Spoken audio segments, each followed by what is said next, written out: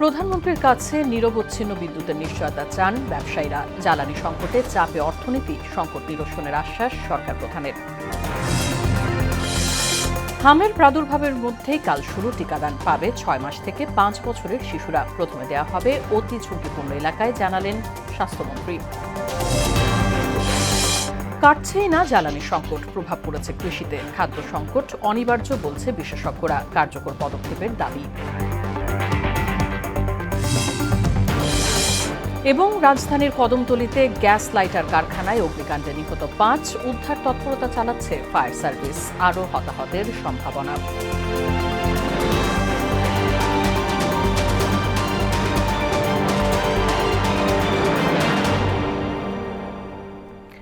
আসসালামু আলাইকুম, স্বাগত মোহনা সংবাদে। শুনছিলেন শিরোনাম, পুরো সংবাদের সঙ্গে আছি রাশিদা সুলতানা রিঙ্কু। প্রধানমন্ত্রী তারেক রহমানের সঙ্গে বৈঠকে ব্যবসায়ীরা নিরবচ্ছিন্ন বিদ্যুৎ চেয়েছেন বলে জানালেন অর্থ পরিকল্পনা মন্ত্রী আমির খসরু মাহমুদ চৌধুরী। শনিবার প্রধানমন্ত্রীর কার্যালয়ে বৈঠকের পর সাংবাদিকদের ব্রিফ করেন তিনি। ব্যবসায়ীদের সংকট মোকাবিলায় বেশ কিছু সমাধান দেওয়া হয়েছে উল্লেখ করে তিনি জানান, বাকি সমস্যা নিরসনে কাজ করছে সরকার। এ সময় অর্থমন্ত্রী আরও বলেন, জ্বালানি সংকটে দেশের অর্থনীতি চাপে রয়েছে, আর নতুন অর্থ বছরের বাজেট সহায়তায় এশিয়ান ইনফ্রাস্ট্রাকচার ইনভেস্টমেন্ট ব্যাংক সম্মত হয়েছে বলেও জানান তিনি। এছাড়া জলবায়ু ও পরিবেশ ইস্যুতে বাংলাদেশকে ব্যাংকটি সহায়তা দেওয়ার আশ্বাস দিয়েছে বলে উল্লেখ করেন অর্থমন্ত্রী। তাদের সংকট কি, তাদের সেটা জানতে চেয়েছেন প্রাইম মিনিস্টার। ওনারা বলে গেছেন এবং এগুলো নোট নেওয়া হয়েছে। অনেক কিছুর সমাধান হয়েছে, আবার অনেক কিছু পেন্ডিং আছে। আলাপ আলোচনার মাধ্যমে সমাধান। জ্বালানি সংকটের কারণে যে চাপ সৃষ্টি হচ্ছে অর্থনীতির উপরে, বাংলাদেশের উপরে, সারা বিশ্বের সব দেশের উপর এই চাপটা সৃষ্টি হচ্ছে। এখান থেকে বের হওয়ার জন্য আমরা বাজেট সাপোর্টের সম্বন্ধে আলাপ হয়েছে এবং তারা সম্মত হয়েছে, তারা বাজেট সাপোর্ট দেবে।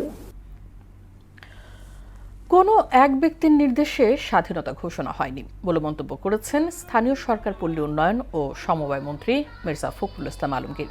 সকালে এক সমাবেশে তিনি কথা বলেন। এ সময় তিনি বলেন, 25 মার্চ রাতে পাকিস্তান হানাদার বাহিনীর হামলায় যখন মানুষ কিংকর্তব্য বিমূঢ় হয়ে পড়েছিলেন, তখন মহান স্বাধীনতার ঘোষণা দেন তৎকালীন মেজর শহীদ রাষ্ট্রপতি জিয়াউর রহমান। কোন একজন ব্যক্তির হুকুমে, নির্দেশে, অর্থাৎ সেই একমাত্র ব্যক্তি শেখ মুজিবের নির্দেশে এখানে কিছু সংগঠিত হয় নাই। কিংকর্তব্য বিমূঢ় হয়ে পড়েছিল 25শে মার্চ রাত্রে, যখন পাক সেনাদার বাহিনী ঝাঁপিয়ে পড়েছিল অসহায় নিরস্ত্র মানুষগুলোর উপর। তখন 26শে মার্চ রাত্রে তিনি যে ঘোষণা করেছিলেন, I major Zia declare independence of Bangladesh and I revolt. দেশ জুড়ে আশঙ্কাজনক হারে বাড়ছে হাম আক্রান্ত রোগের সংখ্যা। গেল কয়েকদিনে শিশু ও কিশোরদের মধ্যে এই রোগের প্রকোপ তীব্র আকার ধারণ করেছে। পরিস্থিতি সামাল দিতে হাসপাতালগুলোতে বিশেষ ব্যবস্থা গ্রহণ করেছে সরকার। প্রতিনিধিদের সহায়তায় তরিকুল ইসলামের প্রতিবেদন। রাজশাহীতে হামের প্রাদুর্ভাব উদ্বেগজনক রূপ নিয়েছে। গেল 24 ঘন্টা হামে 3 জন শিশুর মৃত্যু হয়েছে। একই সময় নতুন করে হাসপাতালে ভর্তি হয়েছে 25 জন রোগী। চাঁদপুর সদর হাসপাতালে এখন পর্যন্ত হামে আক্রান্ত হয়ে 43 জন শিশুকে ভর্তি করা হয়। আমার বাচ্চা প্রথম সিমটম হয়েছিল জ্বর থেকে ওর ঠান্ডা, কাশি। আমরা ডাক্তারের দিক থেকে ওষুধ, ঠান্ডার ওষুধ সবকিছু দিতে আছে, এখন দেখি কোন দিন ভালো হয়। হাসপাতালে ক্রমাগত শিশু রোগীর চাপ বাড়ছে। চাঁদপুরে হামের প্রকোপ কিছুটা বৃদ্ধি পেয়েছে। চাঁদপুর 250 শয্যা হাসপাতালে আজকে হামের সন্দেহজনক হাম রোগী ভর্তি আছে 30 জন। ময়মনসিংহ মেডিকেল কলেজ হাসপাতালে গেল 24 ঘন্টায় হামে আক্রান্ত হয়ে নতুন শিশু রোগী ভর্তি হয়েছে 24 জন। এ সময় শিশুদের বিভিন্ন সমস্যার কথা তুলে ধরেন স্বজনরা। আমরা গ্যাস দিয়ে নিয়ে আসছি, 3 দিন যাবত ধরে গ্যাস দিছি, এখন ওইটাও একটু কম, কিন্তু হাম রোগটা এখনো সারে নেই। গোপালগঞ্জ জেলা সদর হাসপাতালে বিভিন্ন উপজেলায় শিশু ও কিশোরদের মধ্যে হামের প্রকোপ তীব্র আকার ধারণ করেছে। পরিস্থিতি সামাল দিতে হাসপাতালগুলোতে বিশেষ ব্যবস্থা গ্রহণ করা হয়েছে। শেষ 24 ঘন্টায় গোপালগঞ্জে বিভিন্ন হাসপাতালে 27 জন নতুন রোগী আক্রান্ত হয়েছে এবং এই মুহূর্তে বিভিন্ন হাসপাতালে মোট 42 জন রোগী ভর্তি আছে। নেত্রকোনায় হামের উপসর্গ নিয়ে সদর হাসপাতাল সহ উপজেলা কমপ্লেক্সগুলোতে একই দিনে 23 জন রোগী এসেছে। এ নিয়ে 11 দিনে জেলায় হাম উপসর্গ শনাক্ত হওয়ার রোগীর সংখ্যা পৌঁছেছে 66 জনে। জ্বর, কাশি, শরীর কি বাইরেছে। ঢাকার বিভিন্ন হাসপাতালে বেড়েছে হামে আক্রান্ত রোগীর সংখ্যা। চিকিৎসা নিতে আসা হামে আক্রান্ত শিশুদের মধ্যে অনেকেই সুস্থ হয়ে এরই মধ্যে বাসায় ফিরেছেন বলে জানান এই চিকিৎসক। পেশেন্ট ভর্তি ছিল মিজেলস উইথ নিউমোনিয়া, সাথে কনজাংটিভাইটিস ছিল। এর মধ্যে আমাদের 4টা পেশেন্টে ইমপ্রুভ করছে। দ্রুত সংক্রমণ নিয়ন্ত্রণে টিকাদান কার্যক্রম জোরদার ও সচেতনতা বৃদ্ধি এবং হাসপাতালের আইসোলেশন ব্যবস্থা শক্তিশালী করার উপর গুরুত্ব দেওয়ার দরকার বলে জানান তিনি। তরিকুল ইসলাম, মোহনা সংবাদ, ঢাকা। প্রাদুর্ভাব বেড়ে যাওয়ায় কাল থেকে জরুরি ভিত্তিতে হামির টিকাদান কর্মসূচি শুরু হবে বলে জানিয়েছেন স্বাস্থ্যমন্ত্রী সরদার মোহাম্মদ সাখাওয়াত হোসেন বকুল। তিনি আরও বলেন, হামে আক্রান্ত শিশু ছাড়া 6 থেকে 59 মাস বয়স পর্যন্ত সব শিশুকেই টিকা দেওয়া হবে। শনিবার সচিবালয়ে স্বাস্থ্য মন্ত্রণালয় এক প্রেস ব্রিফিংয়ে এই তথ্য জানান তিনি। প্রথম পর্যায়ে অতি ঝুঁকিপূর্ণ এলাকায় টিকা দেওয়া হবে বলেও জানান স্বাস্থ্যমন্ত্রী। বিস্তারিত তানজিদ ভুইয়ার রিপোর্টে। যদি পরবর্তীতে কেউ আসে যা কন্টেন্ট। শনিবার দুপুরে সচিবালয়ে স্বাস্থ্য মন্ত্রণালয়ের সম্মেলন কক্ষে হামের টিকাদান কর্মসূচি নিয়ে সংবাদ সম্মেলন করেন স্বাস্থ্য পরিবার কল্যাণ মন্ত্রী সরদার মোহাম্মদ সাখাওয়াত হোসেন। তিনি জানান, রোববার সকাল 9টা থেকে শুরু হবে টিকাদান কার্যক্রম। প্রথম পর্যায়ে টিকা দেয়া হবে দেশের উচ্চ ঝুঁকিপূর্ণ 18 জেলার 30 উপজেলায়। 18টা জেলার অধীনে 30টা উপজেলাকে আমরা হিট করতে চাচ্ছি। এখন ওইখানের মিজেলসের আক্রমণটা বেশি বিদায় 5টি স্পটে আমরা নিজেরা আমাদের মন্ত্রণালয় থেকে সরকারের পক্ষ থেকে আমরা উপস্থিত থাকব। বাকি 25টা উপজেলায় আমাদের সিভিল সার্জনগণ স্থানীয় কর্মকর্তাদের নিয়ে ওই কাজটা উদ্বোধন করবে। এই মুহূর্তে হামে আক্রান্ত শিশু ছাড়া 6 মাস থেকে 59 মাস বয়স পর্যন্ত সব শিশুকে টিকা দেওয়া হবে বলে জানান স্বাস্থ্যমন্ত্রী। ফার্স্ট কনসিডারেশন নিয়েছি 6 মাস থেকে 59 মাস, মানে 5 বছর থেকে 1 মাস কম। এই গ্রুপটাকে আমরা কালকে থেকে শুরু করতেছি। এই 30টা উপজেলা শুরু করা মানে আমাদের কার্যক্রম শেষ না। আমরা এটাকে যেহেতু এখানে প্রবল আকার ধারণ করেছে, এটাকে আমরা কন্ট্রোলে নিয়ে বাকিগুলিতে আমরা কাজে অগ্রসর হব ইনশাআল্লাহ। টিকার পাশাপাশি শিশুদের ভিটামিন এ ক্যাপসুল খাওয়ানো হবে জানিয়ে স্বাস্থ্যমন্ত্রী বলেন, যে সকল শিশু অসুস্থ শুধু তারাই ভিটামিন এ ক্যাপসুল পাবে। যারা অসুস্থ, হাম আক্রমণ হয়েছে অথবা জ্বর হয়েছে, হামের সম্ভাবনা আছে, শুধু আক্রান্ত চিকিৎসাধীন রোগীদেরকে ভিটামিন এ দেয়া হবে। পরিস্থিতি নিয়ন্ত্রণে রয়েছে দাবি করে সাধারণ মানুষকে আতঙ্কিত না হওয়ার আহ্বান জানান স্বাস্থ্যমন্ত্রী। আমাদের ডাক্তাররা যেভাবে পরিশ্রম করতেছে, বিশ্বাস করেন এরা এখন মৃত্যুর ভয় নাই, সমানে কাজ করতেছে আমাদেরকে মানুষকে বাঁচানোর জন্য। তানজিদ ভুইয়া, মোহনা সংবাদ, ঢাকা। মধ্যপ্রাচ্যের উত্তেজনার জেরে দেশে কাটছেই না জ্বালানি সংকট। আজও পাম্পে পাম্পে দেখা যায় গাড়ির দীর্ঘ সারি। সরবরাহ স্বাভাবিক রয়েছে। সরকারের এমন আশ্বাসের পরেও রাজধানীর বেশিরভাগ ফিলিং স্টেশনে চাহিদা মতো তেল না পাওয়ায় ভোগান্তিতে গ্রাহকরা। এদিকে জ্বালানি বিশেষজ্ঞ অধ্যাপক ডক্টর মোহাম্মদ তামিম বলেন, সংকট উত্তরণে সরকারকে আরও কার্যকর পদক্ষেপ গ্রহণ করতে হবে। শামীমুজ্জামান চৌধুরীর রিপোর্ট।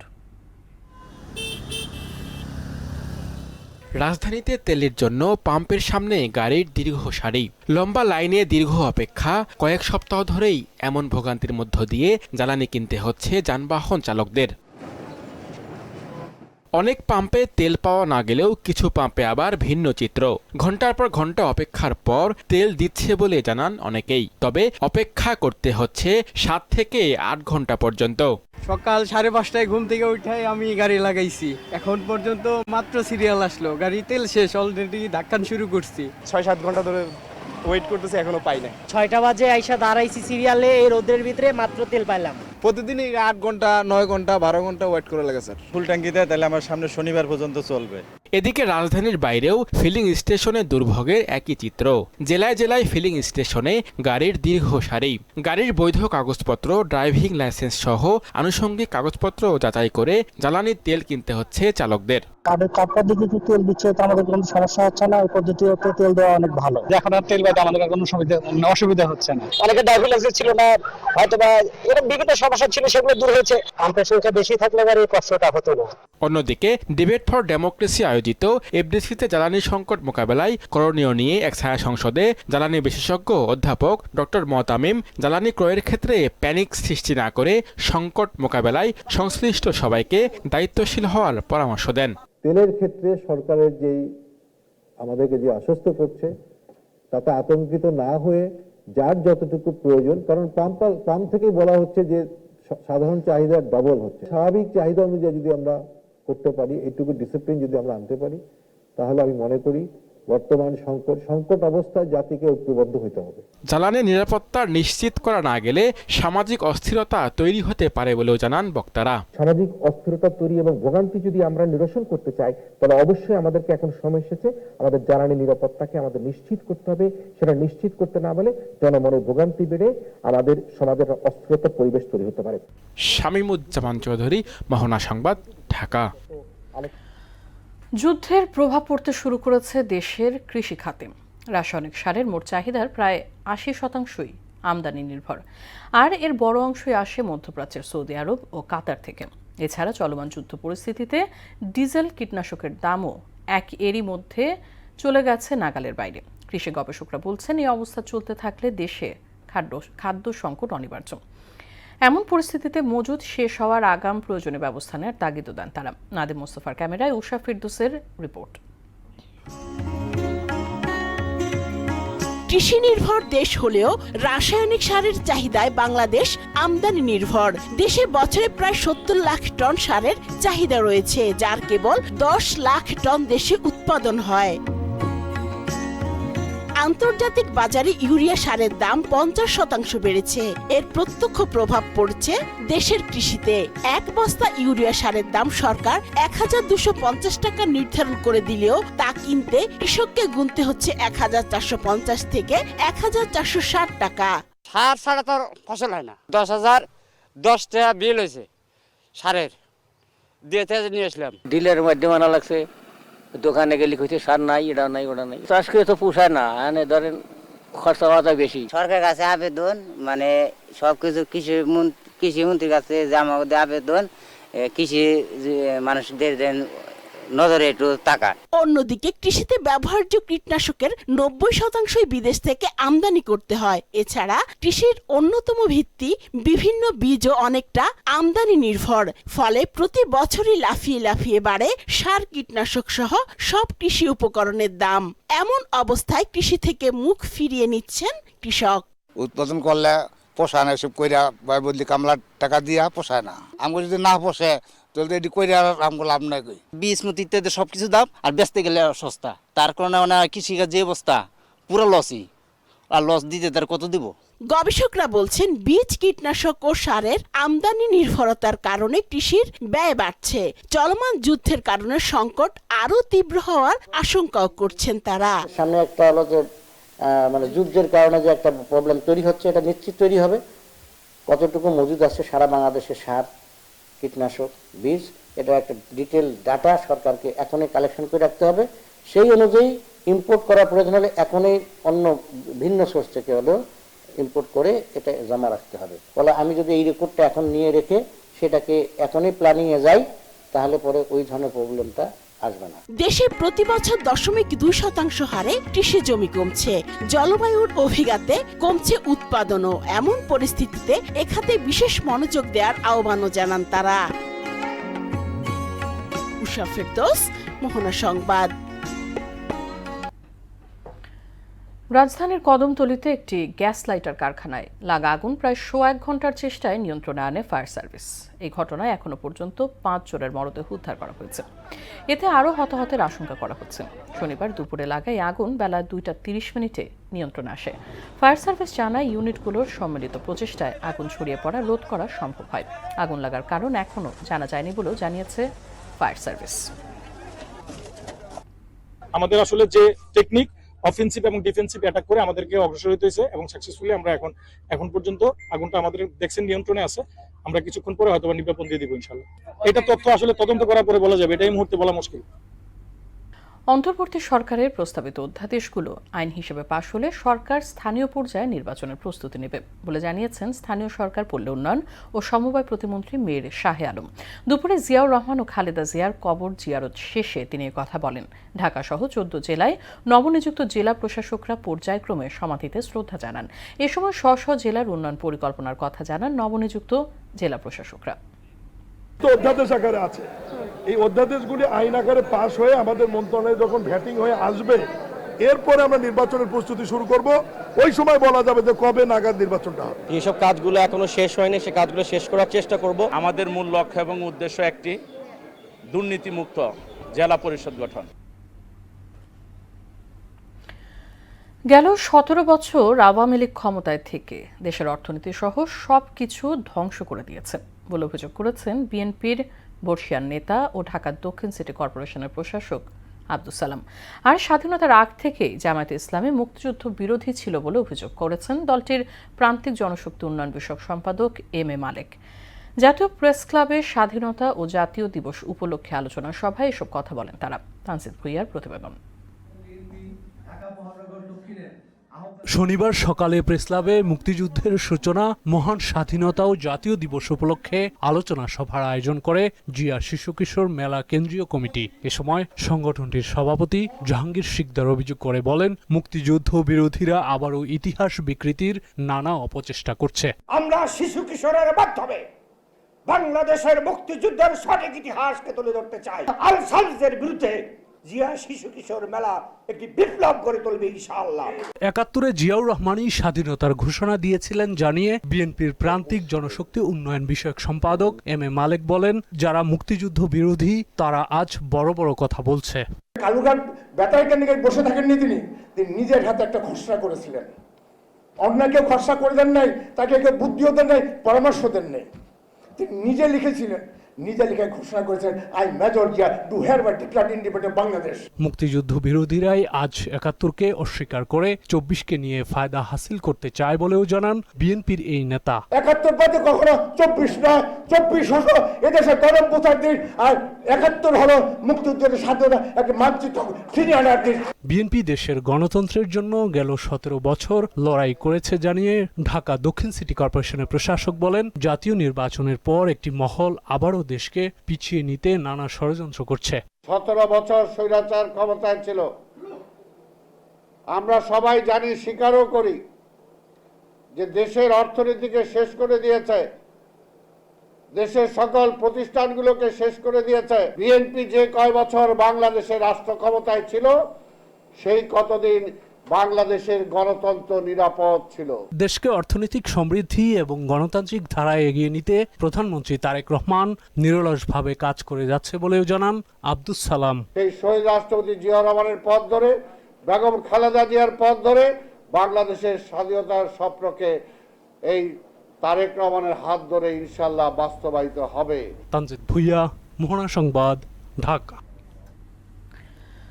প্রায় এক সপ্তাহ পার হলেও এখনো ফিরে আসেনি গভীর সমুদ্রে মাছ শিকার করতে গিয়ে মিয়ানমারের কোস্টগার্ডের হাতে আটক ১৬ জেলে। কর্মক্ষম ব্যক্তিদের খোঁজ না পেয়ে মানবেতর জীবনযাপন করছেন তাদের পরিবার। দ্রুত তাদের উদ্ধারে সরকারের প্রতি জোর আহ্বান জানিয়েছে নিখোঁজদের স্বজনরা। নাজিমউদ্দিন রিয়াদের প্রতিবেদন জানাচ্ছেন মাহমুদা আক্তার। ঈদের পর ট্রলারে সাগরে মাছ ধরতে যান লক্ষ্মীপুরের ১৬ জেলে। এর মধ্যে রামগতি উপজেলার ৯ জন, নোয়াখালীর সুবর্ণচরের ৪ জন, চট্টগ্রামের ২ জন এবং ভোলার ১ জন ছিলেন। ২৫শে মার্চ রাতে কক্সবাজারের উখিয়া সংলগ্ন এলাকায় বাংলাদেশ মিয়ানমার জলসীমার কাছাকাছি এলাকা থেকে তাদেরকে ধরে নিয়ে যায় মিয়ানমার কোস্টগার্ড। এ তথ্য জেলেরা তাদের স্বজনদের জানান। এরপর থেকে তাদের ফোন বন্ধ। কেউ সন্তানের ছবি, কেউ বাবার ছবি, আবার কেউ স্বামীর ছবি বুকে জড়িয়ে প্রিয় মানুষের ফিরে আসার অপেক্ষায়। একদিকে প্রিয়জন হারানোর শঙ্কা, অন্যদিকে সংসার চালানো দুশ্চিন্তায় দিন কাটছে তাদের। ৭ দিন আগে নদীতে গেছে মাছ ধরার জন্য। কক্সবাজার রেল লাইনে গেছে, কে যারা কারার ধরে নিয়ে গেছে মায়ানমার দেশে শুনছি। দীর্ঘ ২-৩ দিন নিখোঁজা আছে। বুধবার ১২টার দিকে সে ফোন দিছে, সে মায়ানমার দেশের লোকেরা সে ধরে নিছে। ৭ দিন আজকের দিন গেছে, আমরা কোনো ছেলের কোনো খোঁজ খবর পাই। আপনাদের দাঁড়িয়ে অনুরোধ দাঁড়ি যেমনি আমাকে এই ছেলে নিয়ে আমাকে বাড়ি নেই, ঘর নেই, আমরা নদী ভাঙা মানুষ।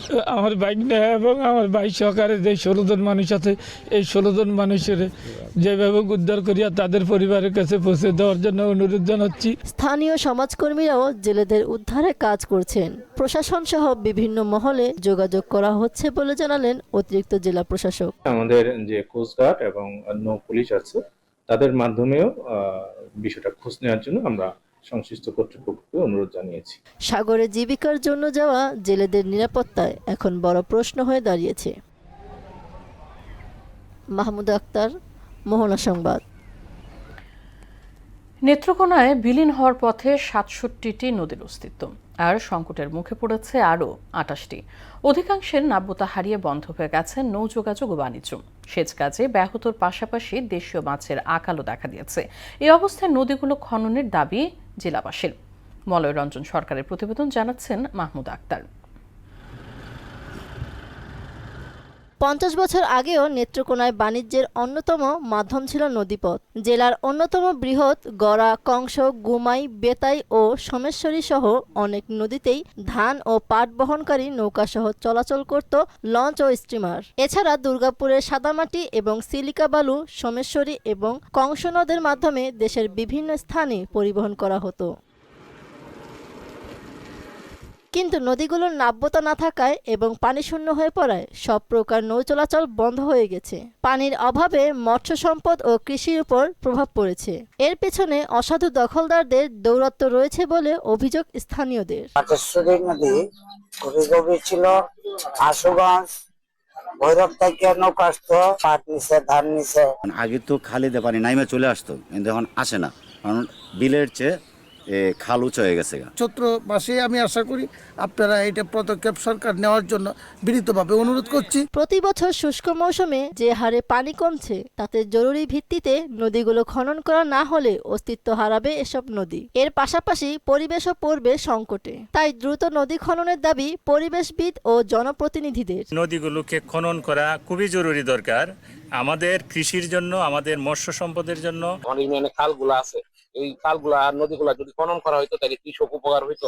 খননের জন্য নদীর তালিকা করে ইতিমধ্যে ঊর্ধ্বতন কর্তৃপক্ষের নিকট পাঠানো হয়েছে বলে জানায় পানি উন্নয়ন বোর্ড। নদীগুলো পুনঃখননের জন্য পানি সম্পদ মন্ত্রণালয়ের তালিকা প্রেরণ করেছে।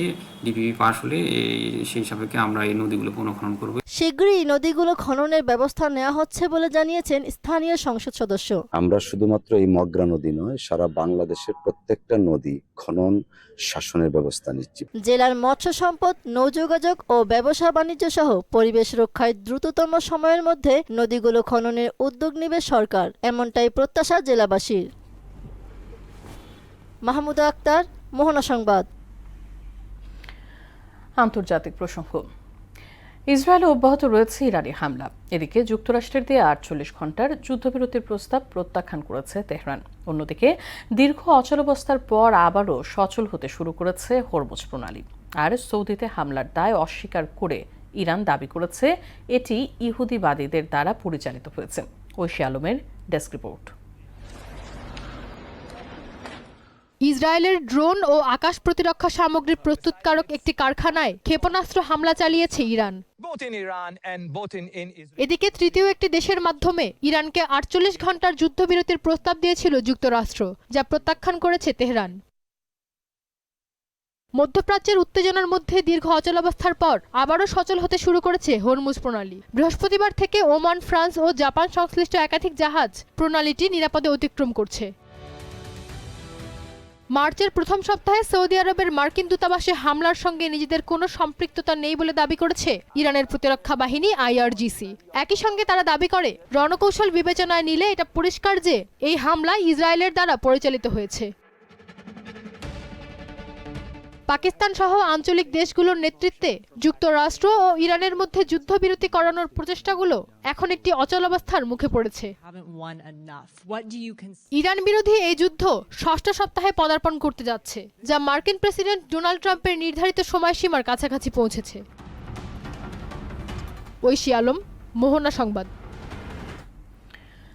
ইরান যুদ্ধের 35তম দিনে অন্তত 2টি অত্যাধুনিক যুদ্ধবিমান, 5টি ড্রোন ও ক্ষেপণাস্ত্র ভূপাতিত করার পাশাপাশি 2টি সামরিক হেলিকপ্টারে আঘাত হানতে সক্ষম হয়েছে ইরান। এদিকে ইরানের হামলায় ভূপাতিত হওয়া যুদ্ধবিমানের নিখোঁজ ক্রুকে খুঁজে বের করতে ইরানে প্রবেশ করেছে যুক্তরাষ্ট্রের স্পেশাল ফোর্সের সেনারা। বিস্তারিত প্রিয়াঙ্কা নিতুর ডেস্ক রিপোর্টে।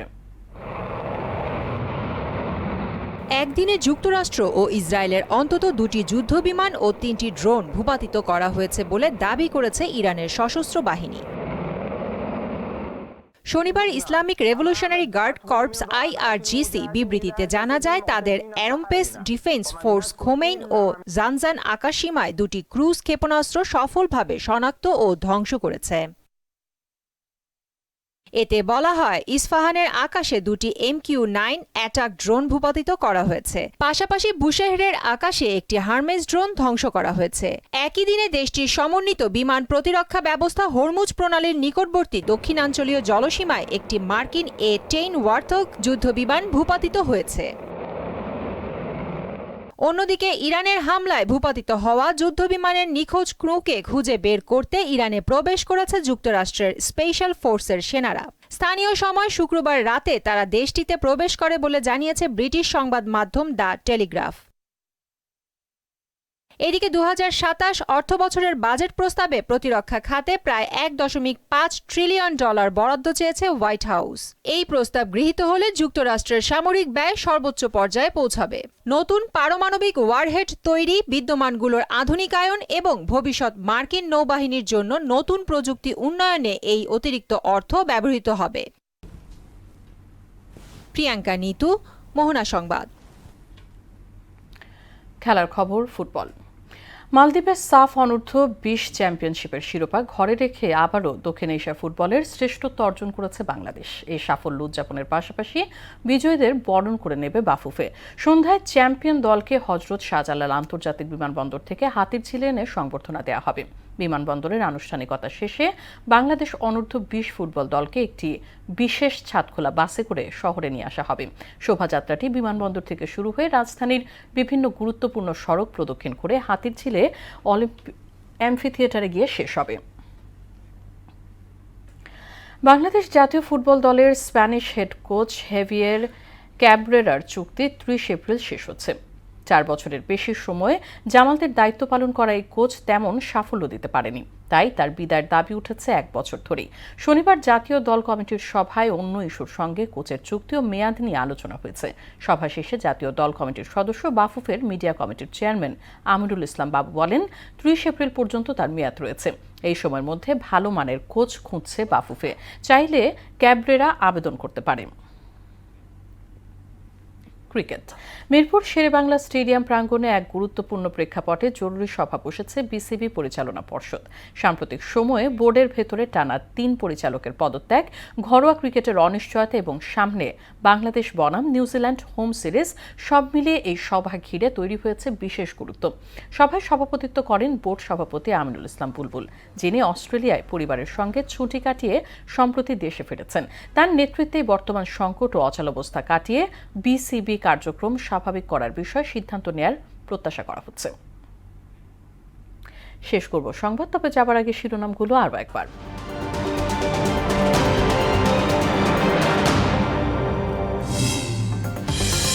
প্রধানমন্ত্রীর কাছে নিরবচ্ছিন্ন বিদ্যুতের নিশ্চয়তা চান ব্যবসায়ীরা। জ্বালানি সংকটে চাপে অর্থনীতি, সংকট নিরসনের আশ্বাস সরকার প্রধানের। হামের প্রাদুর্ভাবের মধ্যেই কাল শুরু টিকাদান, পাবে 6 মাস থেকে 5 বছরের শিশুরা। প্রথমে দেয়া হবে অতি ঝুঁকিপূর্ণ এলাকায়, জানালেন স্বাস্থ্যমন্ত্রী। কাটছেই না জ্বালানির সংকট, প্রভাব পড়েছে কৃষিতে। খাদ্য সংকট অনিবার্য বলছেন বিশেষজ্ঞরা, কার্যকর পদক্ষেপের দাবি।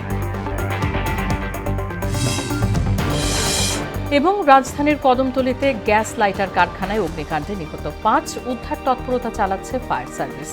আরও হতাহতের সম্ভাবনা।